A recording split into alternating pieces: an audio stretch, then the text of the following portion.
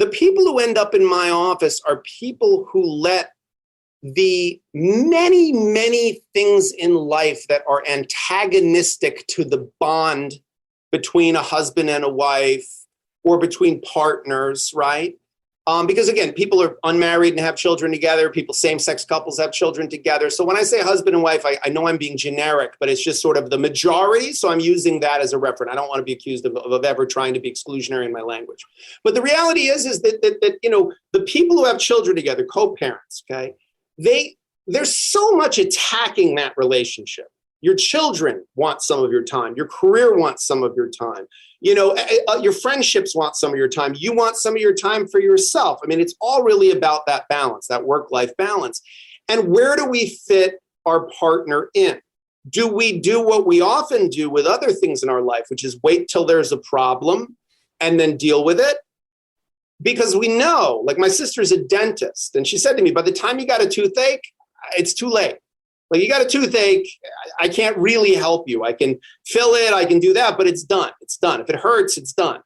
If you'd seen me before, I could have prevented you from getting that toothache. So that's what this book was about. It was about saying, look, we get married. You know, there's 7.3 billion people in the world. And we look at one of them and we go, yep, that one. That one. I'm going to tie myself to that one.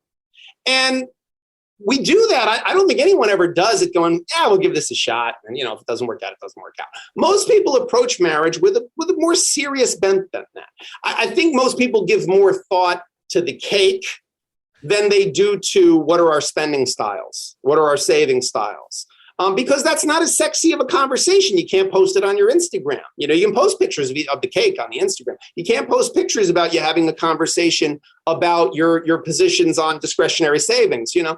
But I think at the end of the day, the things that we live in, the details of living as a couple, building a family, they're very, very common problems. And I think they have solutions, but the solutions are like proactive solutions. And that's what, again, my work is about. My work is about preventative maintenance. It's about little things you can do on a day-to-day basis to keep the wheels on. Because once the wheels are off, and that's why the title of the book was, if you're in my office, it's already too late. If you're here, you've taken an incredibly wrong turn. If the thought of divorcing your spouse is anything other than a fleeting thought that you have when your spouse does something really boneheaded, if you're in a lawyer's office talking about a divorce, you're already really far down that road. I'm not saying you can't come back, but that's a tough place to come back from. It's a whole lot easier to maintain a healthy weight than to gain 400 pounds and try to lose 400 pounds. That's a lot harder. So my book is really just about maintaining that connection that you had when you said, this is the person I want to sign on.